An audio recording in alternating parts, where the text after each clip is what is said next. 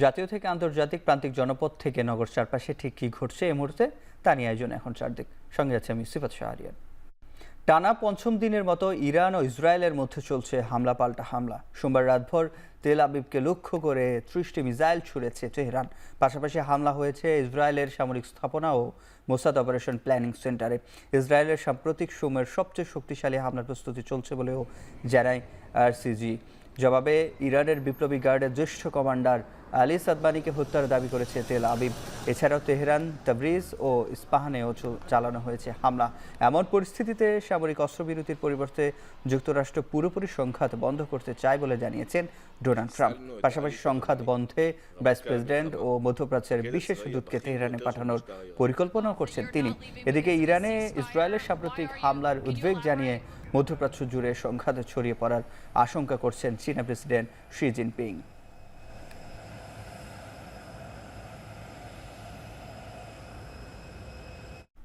সংঘাত থেকে প্রাণে বাঁচতে ইরান থেকে প্রতিবেশী আজারবাইজানে আশ্রয় নিয়েছেন 600-র বেশি বিদেশি।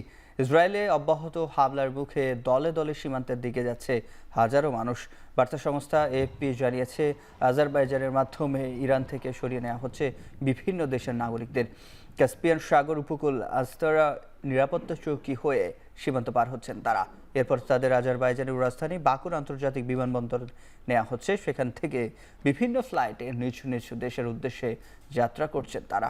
যুক্তরাষ্ট্র, চীন, রাশিয়া, জার্মানি, সংযুক্ত আরব আমিরাত সহ মোট 17টি দেশের নাগরিকরা ইরান থেকে আজারবাইজান হয়ে নিজ নিজ দেশে ফেরার পথে রয়েছেন। এদিকে ইরান ইসরায়েল যুদ্ধ পরিস্থিতি পর্যবেক্ষণে রেখে আমদানি বিষয়ে সরকারের প্রস্তাবিত কথা জানিয়ে অর্থ উপদেষ্টা বলেছেন, আপাতত ব্যবসা বাণিজ্যে এই সংঘাতের কোনো প্রভাব পড়েনি।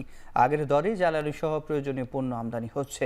সকালে সচিবালয়ে ক্রয় সংক্রান্ত কমিটির বৈঠক শেষে একথা বলেন তিনি। উপদেষ্টা বলেন, যুদ্ধ পরিস্থিতি পর্যবেক্ষণ করা হচ্ছে। পরিস্থিতি দীর্ঘস্থায়ী হলে সার ও জ্বালানির দাম সহ বিভিন্ন আমদানি পণ্য প্রভাব পড়ে আশঙ্কা রয়েছে। কারণ আমদানি করা মালামাল হরমুজ প্রণালী দিয়েই আসে। যুদ্ধের প্রভাব নিয়ে দেশের প্রস্তুতির ব্যাপারে তিনি বলেন, যুদ্ধের পরিস্থিতি নিয়ে এখনই প্রস্তুত থাকতে হবে বলে চান মনে করছেন না উপদেষ্টা পরিষদ। ক্রয় সংক্রান্ত উপদেষ্টা পরিষদের বৈঠকে বিষয়টি নিয়ে আলোচনা হয়েছে।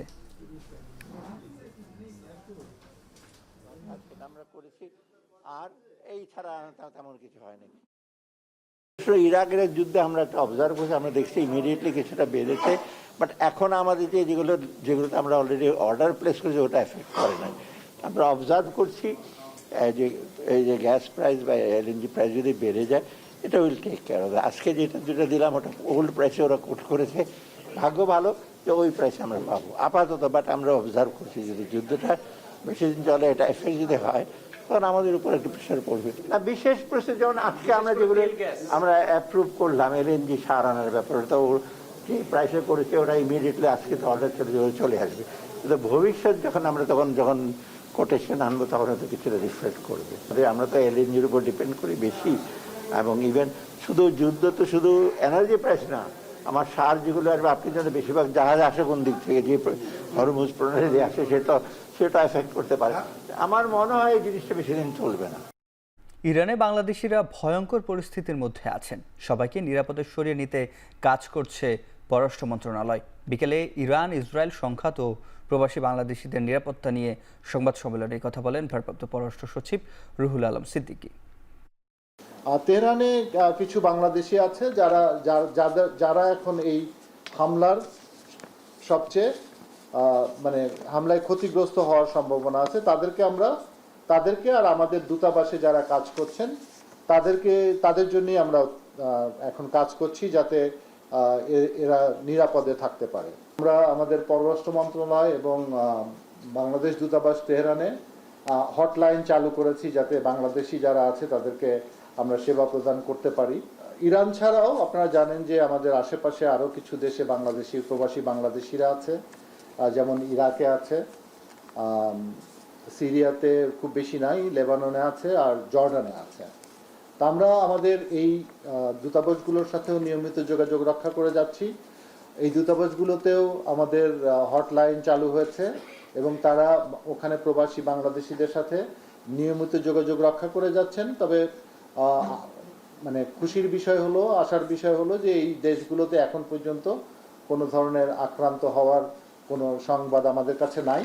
ফলে আমরা অন্তপক্ষে এই দেশে আমাদের যে বাঙালিরা আছেন, প্রবাসী বাঙালিরা আছেন এবং আমাদের দূতাবাসে যারা আছে তারা এখন পর্যন্ত মোটামুটি নিরাপদে আছেন। রাজনৈতিক দলগুলোর সঙ্গে জাতীয় ঐকমত্য কমিশনের দ্বিতীয় দফার বৈঠকে ধীরে ধীরে কমে আসছে মতপার্থক্য। কমিশনের সহসভাপতি ডক্টর আলী রিয়াজ জানিয়েছেন, আস্থা ভোট ও অর্থ বিল ছাড়া এমপিরা সংসদে দলের বিপক্ষে ভোট দিতে পারবেন। এ বিষয়ে রাজনৈতিক দলগুলো ঐকমত্যে পৌঁছেছে। মঙ্গলবার রাজধানীর ফরেন সার্ভিস একাডেমিতে অনুষ্ঠিত বৈঠকে সংবিধানের ৭০ অনুচ্ছেদ, সংসদের নারী প্রতিনিধিত্ব, প্রধান বিচারপতির নিয়োগ সংক্রান্ত অমীমাংসিত বিষয় নিয়ে রাজনৈতিক দলগুলোর সাথে আলোচনা হয়। সভা শেষে বিএনপির নেতা সালাউদ্দিন আহমেদ জানান, সংসদের উচ্চকক্ষের ১০০ আসন নিয়ে দলগুলো একমত হলেও প্রক্রিয়া ও পদ্ধতি নিয়ে আলোচনা চলছে। এছাড়া আস্থা ভোট ও অর্থ বিল ছাড়া দলের সদস্যরা সংসদে দলের বিপক্ষে ভোট দিতে পারবে, এই সংস্কারে একমত হয়েছে বিএনপিও। এদিকে প্রধান উপদেষ্টা ও ঐকমত্য কমিশনের কার্যক্রম বিএনপির দিকে ঝুঁকে যাওয়ার অভিযোগ করেন জাতীয় ঐকমত্য কমিশনে নিরপেক্ষতা নিয়েও প্রশ্ন তোলেন এনসিপি ও গণ অধিকার পরিষদ। আর কমিশনের সহসভাপতি অধ্যাপক আলী রিয়াজ বলেন, অর্থ বিল, আস্থা ভোট, সংসদের স্থায়ী কমিটির 4টি গুরুত্বপূর্ণ পদ নিয়ে ঐকমত্য হয়েছে। এছাড়া আগামী মাসে জুলাই সনদ ঘোষণায় কমিশন সংকল্পবদ্ধ বলেও জানান তিনি।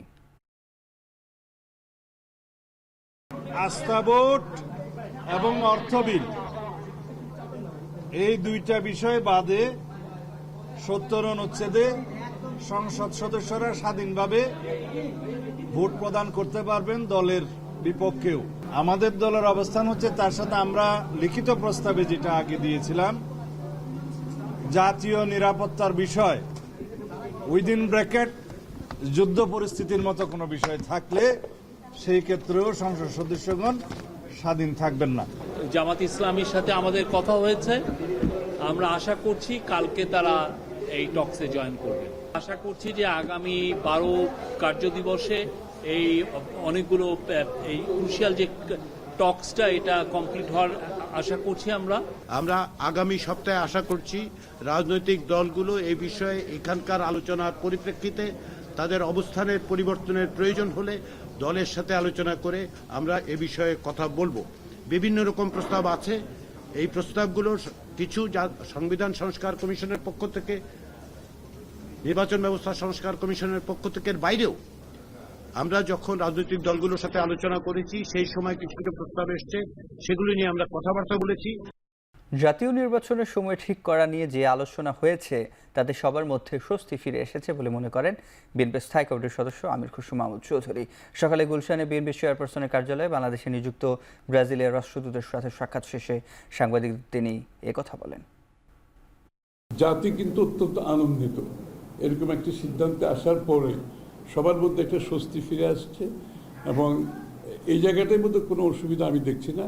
জাতি অবশ্যই একটা গণতান্ত্রিক পথে চলছে, আমরা সেটা সমাধান করতে পারবো একটা সুষ্ঠু নির্বাচনের মাধ্যমে। বাংলাদেশে গণতন্ত্র ফিরে আসবে, অতটুকু আস্থা আমাদের সকলকে রাখতে হবে। আন্তর্জাতিক পরিস্থিতির সাথে আমাদের নির্বাচনের তো কোনো সম্পর্ক নেই, নির্বাচন তো আমাদের অভ্যন্তরীণ ব্যাপার। ঢাকায় ভিসা প্রক্রিয়াকরণ কার্যক্রম পুনরায় চালু করার জন্য অস্ট্রেলিয়ার হাই কমিশনার সুজান রাইলকে ধন্যবাদ জানিয়েছেন প্রধান উপদেষ্টা অধ্যাপক ডক্টর মোহাম্মদ ইউনুস। মঙ্গলবার রাষ্ট্রীয় অতিথি ভবন যমুনায় এক সৌজন্য সাক্ষাতে কৃতজ্ঞতা প্রকাশ করেন তিনি। প্রধান উপদেষ্টা বলেন, বর্তমান সরকারের লক্ষ্য সাংবিধানিক, বিচারিক ও প্রশাসনিক সংস্কার। আগামী মাসে জুলাই সনদ ঘোষণা করা হবে, যা ঐতিহাসিক জুলাই অভ্যুত্থানের বার্ষিক উপলক্ষে প্রণীত হবে। আসন্ন জাতীয় নির্বাচন সম্পর্কে অধ্যাপক ইউনুস বলেন, বহু বছর পর বিশেষ করে প্রথমবারের মতো ভোটারদের জন্য এটি একটি উৎসবমুখর উপলক্ষ হবে। এ সময় অস্ট্রেলিয়ার হাই কমিশনার সুজান রাইল জানান, এখন থেকে বাংলাদেশিরা অনলাইনের মাধ্যমে ভিসার জন্য আবেদন করতে পারবেন। জুলাই আগস্ট গণহত্যার মামলায় সাবেক প্রধানমন্ত্রী শেখ হাসিনা ও সাবেক স্বরাষ্ট্রমন্ত্রী আসাদুজ্জামান খান কামালকে আত্মসমর্পণের নির্দেশ দিয়ে জাতীয় দৈনিকে বিজ্ঞপ্তি জারি করেছে আন্তর্জাতিক অপরাধ ট্রাইব্যুনাল। এদিকে জুলাই আগস্ট গণহত্যার বিচারের জন্য ট্রাইব্যুনাল 2-এ সদ্য নিয়োগ পাওয়া 3 বিচারককে সংবর্ধনার মধ্য দিয়ে যাত্রা শুরু হলো আন্তর্জাতিক অপরাধ ট্রাইব্যুনাল 2 এর কার্যক্রম। প্রসিকিউশনের পক্ষ থেকে বিচারকদের এই সংবর্ধনা দেওয়া হয়। অনুষ্ঠানে অ্যাটর্নি জেনারেল মোহাম্মদ আসাদুজ্জামান ও আন্তর্জাতিক অপরাধ ট্রাইব্যুনালের চিফ প্রসিকিউটর তাজুল ইসলাম উপস্থিত ছিলেন। অনুষ্ঠানে অ্যাটর্নি জেনারেল বলেন, জুলাই আগস্টের বিচার প্রক্রিয়া আন্তর্জাতিক মানদণ্ডেই হবে, এ নিয়ে প্রশ্ন ওঠার সুযোগ দেওয়া হবে না। এ সময় চিফ প্রসিকিউটর বলেন, জুলাই আগস্টের মামলাগুলো 2 ট্রাইব্যুনালে ভাগাভাগি করে পরিচালনা করা হবে। তিনি আরও বলেন, গুম ও বিচার বহির্ভূত হত্যার সংস্কৃতি আর দেখতে চায় না দেশের মানুষ। শেষ করছি এখন চারদিকে। এখন টেলিভিশন ওয়েবসাইটে দেখতে ভিজিট করুন www.এখন.tv, ফেসবুকে দেখতে ভিজিট করুন facebook.com/tv.এখন, ইউটিউবে দেখতে ভিজিট করুন youtube.com/c/এখন tv।